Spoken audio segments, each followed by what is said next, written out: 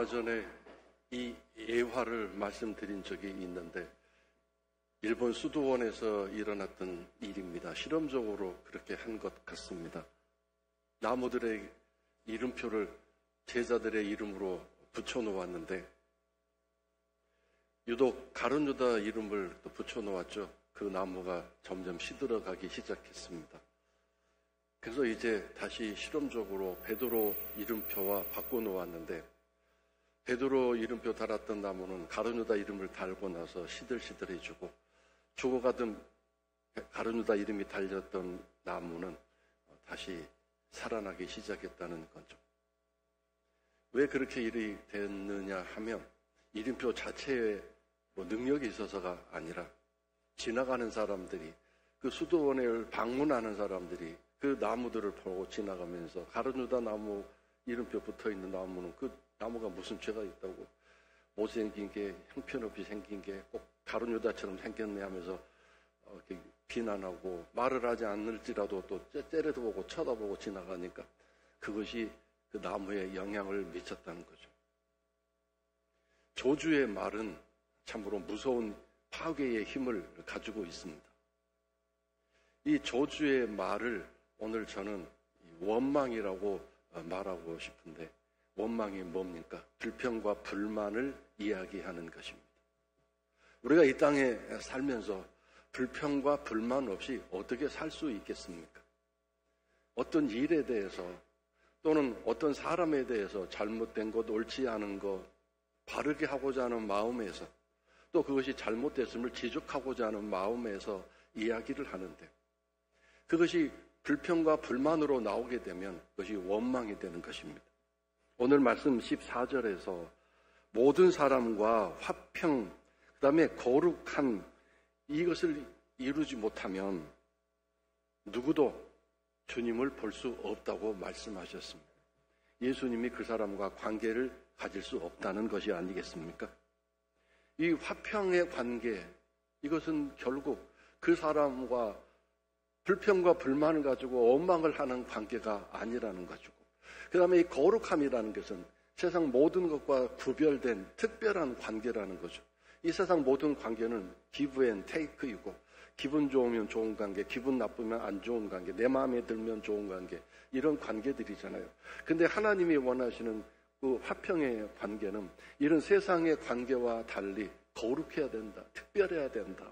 그래서 어떤 경우에도 사람과의 관계는 화평의 관계를 이루어야 한다라고 말씀하셨습니다. 원망은 화평과 거룩함을 깨트리는 무서운 힘을 가지고 있습니다. 원망은 불평과 불만으로 이루어져 있죠. 에덴 동산에서 사탄이 와서 그 원망하게 만들었습니다. 그래서 그것으로 인해 그들은 에덴 동산에서 쫓겨나게 됐고 에덴 동산에서 하나님과 교제하는 일을 중단하게 되고 하나님이 막아버리시는 엄청난 일이 일어난 것 아니겠습니까? 원망과 거기에 포함된 불평과 불만은 절대로 하나님이 용납하지 않으십니다. 우리는 그럴 수밖에 없는 상황 속에서 또 마땅히 해야 할 일을 해야 한다고 하는 입장에서 그 말을 하게 되는데 그것이 어떠한 경우에도 불평과 불만이 되는 경우에는 하나님 앞에서 그것이 죄가 됩니다. 사실 우리가 살면서 불평, 불만 없이 어떻게 살 수 있나요? 거의 불가능한 것 같습니다. 그러면 도대체 어떻게 해야 될 것인가? 사실 우리는 어떤 사항을 보고 어떤 일을 또 사람을 만났을 때 즉각적으로 이건 아무리 생각해도 아니다 싶은 일들이 있지 않겠습니까? 또 가장 중요한 요소인데 내 마음에 안 맞고 내 생각에 안 맞을 때 거기서 나오는 것이 불평과 불만입니다. 또는 억울한 일, 부당한 일, 속상한 일을 당했을 때 분노와 섭섭함을 통해서 불만과 불평이 나오게 되어 있습니다. 이 원망은 한자를 보면 미워할 원에 바랄 망입니다. 미워하기 때문에 생기는 거죠. 불만과 불평은 미워하는 마음 속에서 나오는 건데 미워하는 마음을 바라다. 이 원망이라는 단어가 특별한 단어인 것 같습니다. 우리는 내 자신도 모르게 미워하는 것을 바라는다.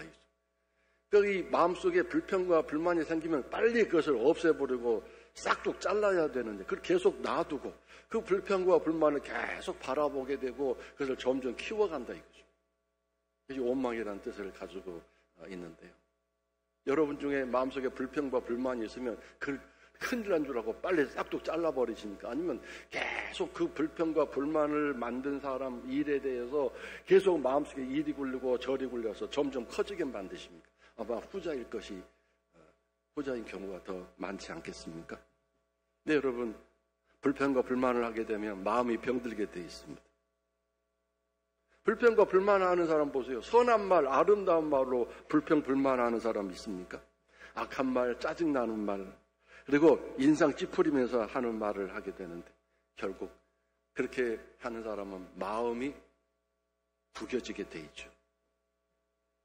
하나님은 이 불평과 불만을 절대로 기뻐하시지 않습니다. 아무리 그 상황이 불평 나올 수밖에 없는 상황이고 그 사람을 향해 불만을 터뜨릴 수밖에 없는 사람일지라도 하나님은 불평과 불만을 절대로 용납하시지 않으십니다.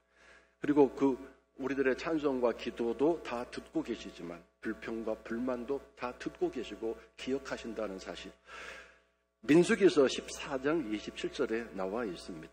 나를 원망하는 이 악한 회중에게 내가 어느 때까지 참으랴? 더 이상 안 참고 못 참겠다 이거죠. 이스라엘 자손이 나를 원망하는 말을 내가 들었노라. 여기 회중이라는 단어, 이스라엘 자손이라는 단어에 내 이름을 한번 넣어보십시오. 우리는 너무도 불평과 불만을 많이 합니다. 아침 일어나서부터 식탁에 앉아서부터 직장에 출근하면서부터 직장에서 일하는 가운데 이 사람 저 사람 만나서 대화하는 모든 대화 내용까지도 불평 불만이 너무도 많습니다. 우리는 아무 생각 없이 편하게 합니다. 그 불평 불만을 또 말로 터놓아야 마음이 또 편해진다고 생각해서 그래서 계속 합니다. 원망에 대해서 더 이상 시간이 없어서 이 정도로 마치려고 하는데 중요한 것은 원망과 거기에 담겨져 있는 불평과 불만은 절대로 하나님 앞에서 올바르지 않다는 걸 기억하시고 이걸 큰일 난 줄로 생각하시고 나의 말과 나의 언어 중에 이 불평과 불만이 얼마나 많이 나오는지 거기는 뭐 험담도 있고 비판도 있고 정죄도 있고 여러 가지 그런 격가지들이 있겠죠. 이걸 잘 생각하셔서 정말 이걸 나의 큰 문제로 생각하고 기도하시기 바랍니다. 그리고 이 불평과 불만에 대해서 우리가 근거로 삼아야 할 말씀은 항상 기뻐하라. 그리고 쉬지 말고 기도하라.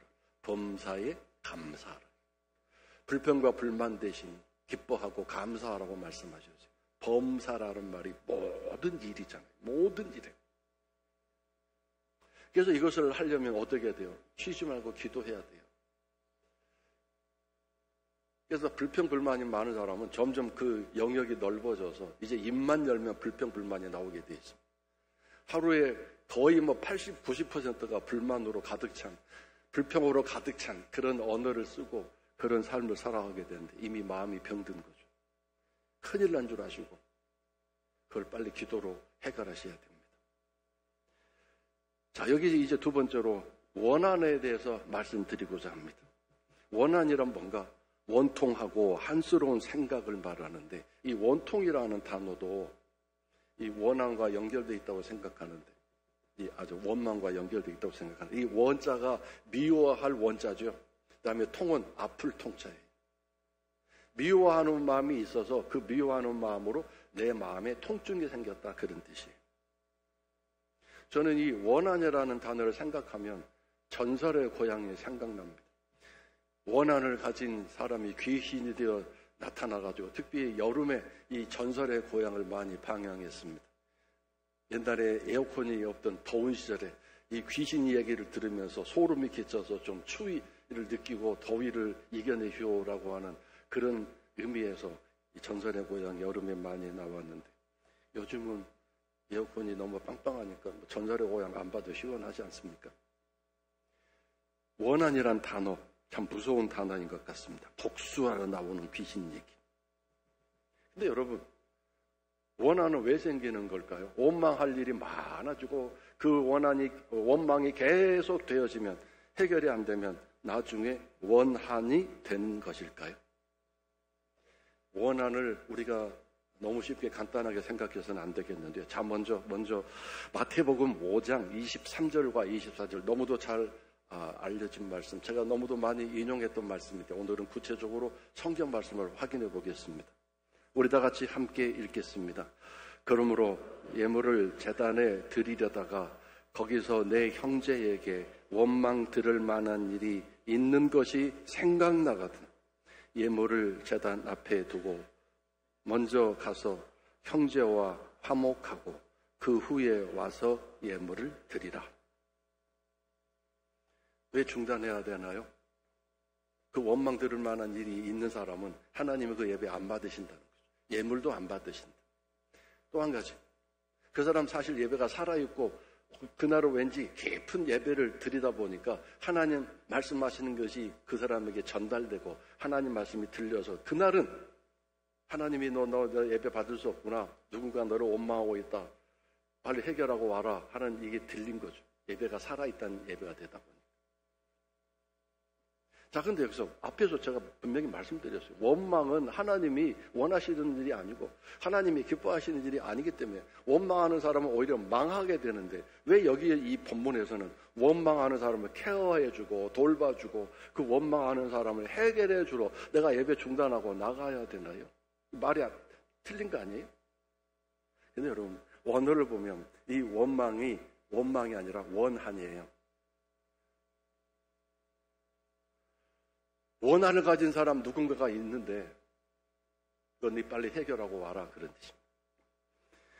헬라어 원어로 카라라는 단어가 쓰여졌는데 이 카라라는 단어는 대적 또는 원수, 반대편에 서 있는 그런 의미를 가지고 있는 단어입니다. 유진 피터슨이라는 목사님이 쓴 메시지 성경에는 이 본문을 원망이라고 하지 않았고 원래 뜻대로 원한이라고 거기에 써 있습니다. 그래서 여러분, 누군가가 나에게 원한을 가지고 있는데 나는 그것도 모른 채, 나는 그것도 별 신경도 안 쓰고 그냥 하나님 앞에서 감사함으로 예배를 드리고 있다. 하나님은 절대 그 예배 못 받으신다.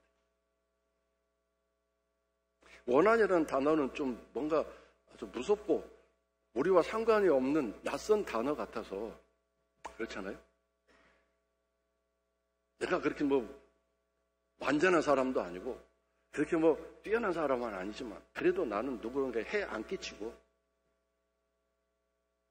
나는 그래도 남에게 오히려 당하면 당하지 나는 누군가에게 해 안 끼치고 살았는데 내가 누군가요 원한을 줬다고? 그건 무슨 얘기냐고. 그 사람이 뭔가 잘못 생각했든지 그 사람 속이 밴댕이 속이어서 내가 아무렇지도 않게 한 일에 대해서 스스로 원한 가진 건데 내가 왜 책임져야 됩니까? 혹시 내가 또 그런 일을 했다 할지라도 그 사람이 그렇게 받을 만한 짓을 했기 때문에 내가 한 건데 일을 올바르게 잡고 좋은 일을 하다가 이렇게 하려고 하다 보니까 어쩔 수 없이 생긴 거예요. 난 의도적으로 한 것도 아니에요. 내가 무슨 책임을 져 이렇게 도망갈 일이 많잖아요. 근데 저는 이 원한을 이제 우리가 너무 멀리 생각하니까 가깝게 내일로 생각하기 위해서 저는 이 원한을 이렇게 표현하고 싶어요. 상처라고 표현하고 싶어요. 상처예요. 상처가 계속 아물지 않아서 피가 나오고 있어요. 고통과 통증이 너무 심해요. 성경에서 하나님은 이 원한을 어떻게 보고 계시는지 성경 구절 4개를 확인하겠습니다. 먼저 시편 14절인데 하나님은 원한을 감찰하십니다. 감찰. 그 원한이 진짜인지 가짜인지 누가 줬는지 왜 생겼는지 그 원한이 지금 그 사랑하는 자녀를 어떻게 괴롭히고 있는지 그 원한의 관계를 어떻게 가해자는 해결하려고 노력하고 있는지 낱낱이 샅샅이 감찰하십니다. 다음에 잠언 23장 11절 하나님은 원한을 풀어주신다고. 이 풀어주신다는 말은 갚아주신다. 원한을 갚아주신다. 그래서 정당한 원한이고 해결되지 않은 원한이라면 하나님이 그것을 심판하셔서 갚으신다. 다니엘서 7장 22절도 마찬가지입니다. 다른 세상 사람의 원한은 신경 안 쓰시고요. 성도들, 당신의 백성들의 그 원한의 관계를 하나님이 해결하십니다. 누가복음 18장 7절에서는 다 같이 함께 읽겠습니다. 하물며 하나님께서 그 밤낮 부르짖는 택하신 자들의 원한을 풀어주지 아니하시겠느냐, 그들에게 오래 참으시겠느냐. 이 그들에게라는 말은 짱방을 말해요. 상처받은 사람 그대로 보고 있을 수 없어서 빨리 상처 아물어 주시도록 하기 위해서 그 원한의 문제 해결하시고, 또 그 상처를 준 사람도 도대체 그 상처 해결할 의도가 없고 행동을 안 하니까 거기에 대해서 상응되는 하나님의 대가를 치르도록 하신다, 그 뜻이겠죠.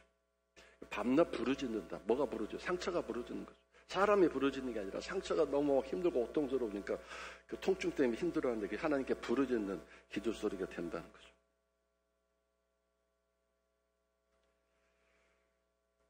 이 사람과의 관계에서 여러분 잘 생각해 보세요. 부부 사이에서 상처 주는 일이 얼마나 많은지 몰라요. 남편이 아내에게, 아내가 남편에게. 그래놓고 내가 남편이니까 집안일 뭐 제대로 하고자 하는 측면에서 내가 아내로서 남편에게 뭐 해야 될 말 하다 보니까 된 거 그렇게 합니다. 말도 함부로 하고 비인격적인 단어를 쓰고 행동도 함부로 하고 책임감도 없고 부모와 자녀와의 관계도 맞지. 내가 부모인데 뭐 이렇게 합니다. 요즘 학교 폭력 사태가 많이 일어나고 있는데 학부모의 민원이 엄청난 또 문제를 일으켰죠. 거기에서 학부모가 성도라면, 그 학생이 성도의 자녀라면, 그 학교의 교장 선생님이나 모든 관계자들이 하나님을 믿는 성도라면 그 문제를 어떻게 해결했는가? 제대로 잘못 해결해서 상처받은 사람이 그 상처로 고통을 받고 있다면 그 일은 하나님이 나중에 손대실 수밖에 없다는 거죠. 우리는 내 상처만 생각하고 다른 사람이 받는 상처는 생각하지 않아요. 내 상처만 소중하게 생각하고 그것을 낱낱이 해부하면서 막 복수 일념에 불타고 아주 분노하는데요. 내가 누군가에게 준 상처, 이걸 헤아릴 수 있는 분별력이 있어야 되는데요. 하나님이 가르쳐 주셔야 되겠죠. 우리가 정말 깊은 기도를 하고 하나님과 올바른 예배를 드리게 되면 하나님은 먼저 관계를 회복해야 되기 때문에, 사람과의 관계 깨졌는데 당신과의 관계 이어질 수 있나요? 절대 안 되잖아요. 사람과의 관계 무너져 있는데 하나님과 관계 이어질 수 있다고, 이건 불가능한 일 아닙니까? 근데 우리는 사람과의 관계를 너무 쉽게 생각해요. 상처를 줘놓고 아무 생각이 없어요. 디모데 후서 4장 14절에 보면 이런 말씀이 있어요. 구리 세공업자 알렉산더가 내게 해를 많이 입혔으니 주께서 그 행한 대로 그에게 갚으시리라 그랬습니다. 구리 세공업자란 그 당시에 아주 귀한 구리를 갖다가 가공해서 여러 가지 도구를 만드는 일을 하는 사람이었나 본데요. 그렇게 귀한 이 구리를 다루다 보니까 돈도 많고 특별한 재능을 가지고 있다 보니까 교만해졌는지, 그가 아마 교회 신자였던 것 같은데 바울 사도를 얼마나 괴롭혔는지, 그에게 상처가 엄청나게 커서 도대체 해결이 안 돼서 성경책에다 아예 써놨습니다. 아예 이름까지 써놨잖아요. 알렉산더가 내게 해를 많이 끼쳤습니다. 그것도 심각한 이야기는요, 디모데 전서 1장 20절 이렇게 되어 있어요. 나는 그 알렉산더를 사탄에게 내주었다고 말합니다.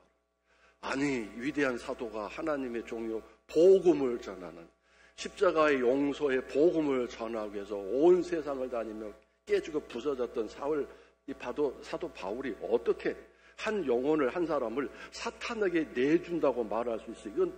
이건 잘못된 거 아니에요? 이거 성경이 뭔가 어긋난 거 아니에요? 이 부분은 삭제해야 되는 거 아닌가요? 어떻게 한 영혼을 사탄에게 내줍니까? 사탄에게 난 그 말은 더 이상 나는 포기하겠다. 더 이상 그 사람을 위해서 기도하지도 않겠다. 그 사람은 완전 사탄 소속이다. 더 이상 가망성이 없다. 이렇게 하는 거죠. 도대체 사랑은 어디 갔고 용서는 어디 갔습니까? 왜 이렇게 복수하고 보복하려는 마음을 가지고 거룩한 성경책까지 써놓았습니까?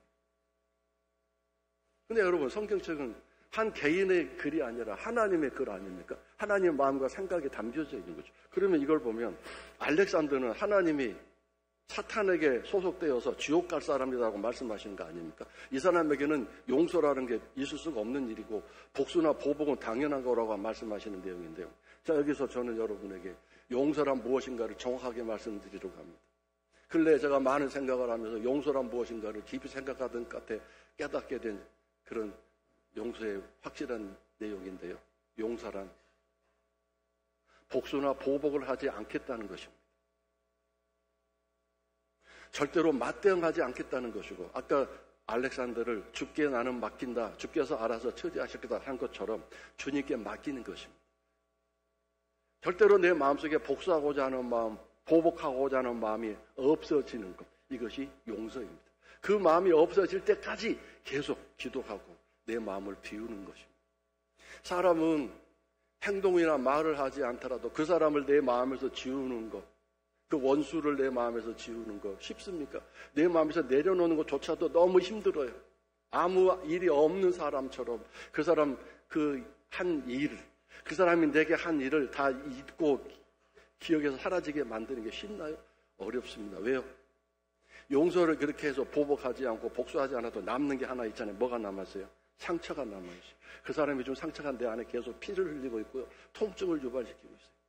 그래서 그 통증이 계속될 때마다 또 기도해서 이제 통증이 하나님 은혜 안에서 이제 사라졌는데 어느 날 어느 순간 그 사람은 아무 일 없었듯이 행복하게 웃고 있고 즐겁게 밥 먹고 있고 누구랑 만나서 카페에서 얘기하고 있는 것은 속이 뒤집어지죠. 나는 이렇게 힘들고 어려운 삶을 살고 있는데 나를 힘들게 한 저 사람은 뭐야 하면서 다시 또 상처가 새롭게 덧나고 또 피가 흐르기 시작하죠. 그때마다 다시 보복하고 싶은 마음이 생기겠지만 기도하면서 계속 그 마음을 씻어내고 없애셔야 돼요. 근데 하나님이 이걸 보고 계시죠. 그 상처가 부르짖는 거죠.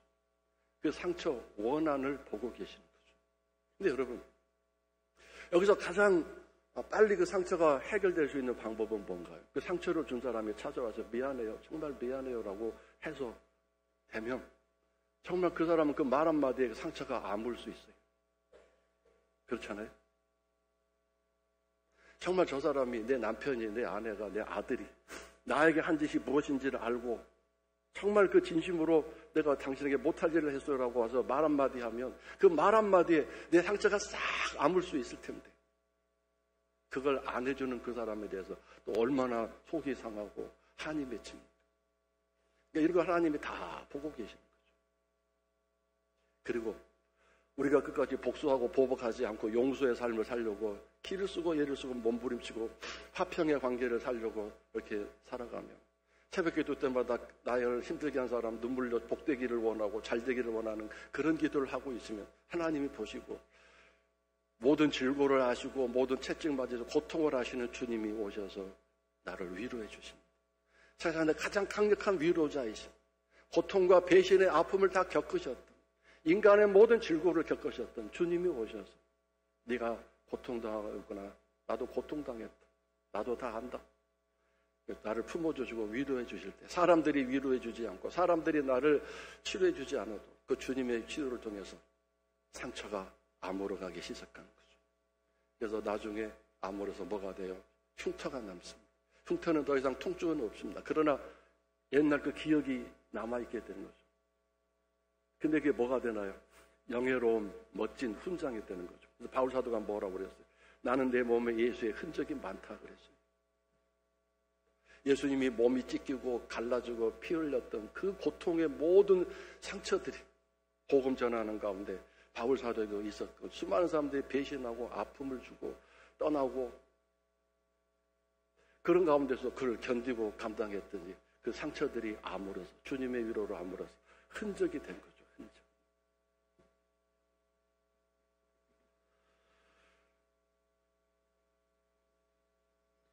지난 주 중에 우리는 11개의 사항을 묵상했습니다. 다윗이 이 땅을 떠나면서 아들 솔로몬에게 유언을 남겼는데 그 유언의 많은 말 중에 한 부분이 있었죠. 자신에게 상처 준 사람들 이름을 불러서 솔로몬에게 남겨주면서 이 사람들을 처리했다고 그랬습니다. 나는 그 사람들을 직접 해결하지 못하지만 너가 그 사람들을 해결해 줬으면 좋겠다. 근데 이것은 우리가 금요일 아침에 묵상했듯이 개인적인 복수나 보복이 아니라 하나님이 그렇게 하도록 하신 일이었습니다.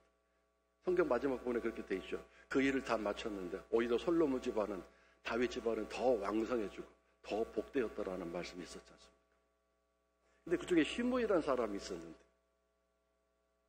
아들 압살롬에 의하여 죽을 고비를 맞이해서 도망갈 때, 왕이었다가 도망갈 때, 그 대단한 왕이었다가 도망갈 때 이제 끝장났구나 생각하고 그 중에 한 사람 시므이라는 사람이 도망가는 다윗 앞에 나타나서 막 욕을 퍼붓고 조롱하고 막 돌팔매 던지고 엄청나게 괴롭혔습니다. 다시는 돌아오지 못할 거다. 이제 어디 도망가서 거지같이 살다 초라하게 죽을겠지라고 생각하고 그렇게 함부로 됐던 거죠. 베냐민 지파였거든요. 사울 왕의 가문이었어요. 그러니까 사울 왕이 죽고 나니까 베냐민 지파로서 뭔가 기득권을 가지고 잘 살았는데 유다 지파 다윗이 왕이 되니까 자기 줄 떨어졌고 연 떨어졌다고 생각하고 속상해가지고 이렇게 다윗을 못마땅해 하다가 드디어 다윗이 왕위에서 물러나게 되니까 옳다 됐다 그러고 욕을 퍼붓었겠죠. 그런데 하나님의 은혜로 다윗이 다시 왕으로 돌아왔습니다. 돌아올 때 놀라운 일이 일어났습니다. 아마 다윗이 요단강 건너 동쪽으로 피신했던 것 같은데요. 이 이스라엘을 떠나서 이 시므이가 베냐민 지파 1000명을 이끌고 요단강 건너서 거기서 이 다윗을 만나기 위해 대기하고 있었잖아요.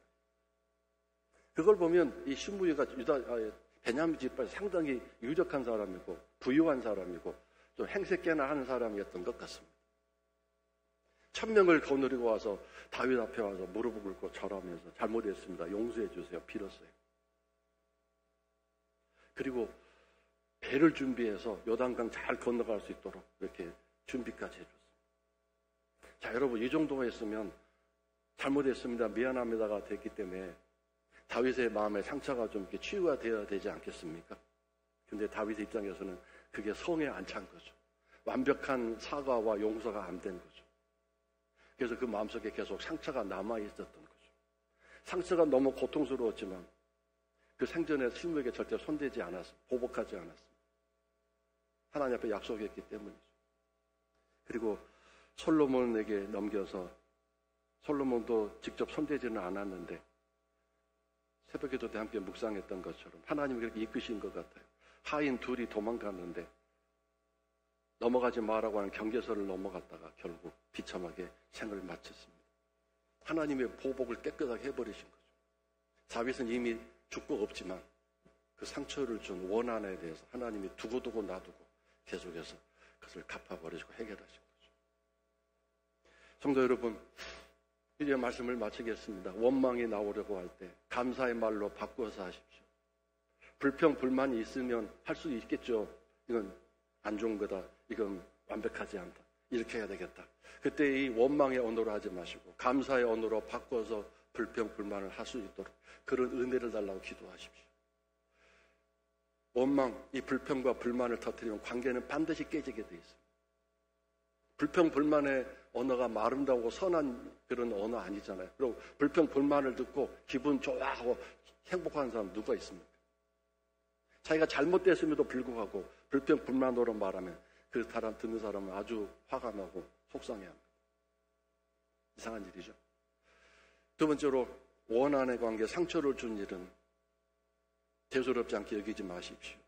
그 사람 잘못인데 나는 할 일을 했을 뿐이고 이렇게 하지 마시고 누구가 마음이 아파서 울부짖고 있고 그 상처 때문에 고통당하고 있는 것을 하나님이 알려주시면 변명하지 마시고 듣다가 이제 찾아가셔서 해결하십시오. 그래야만 하나님과 관계가 유지될 수 있고 사람과 주님과의 관계가 유지될 수 있고 주님을 만날 수 있습니다. 복된 관계가 될 수 있습니다. 우리 성도 여러분들 모든 삶 속에 이 화평과 거룩함이 유지되므로 주님을 만나시고 주님과 동행하셔서 하나님을 아버지로 모시는 복된 일이 있게 되기를 주의 이름으로 축원합니다.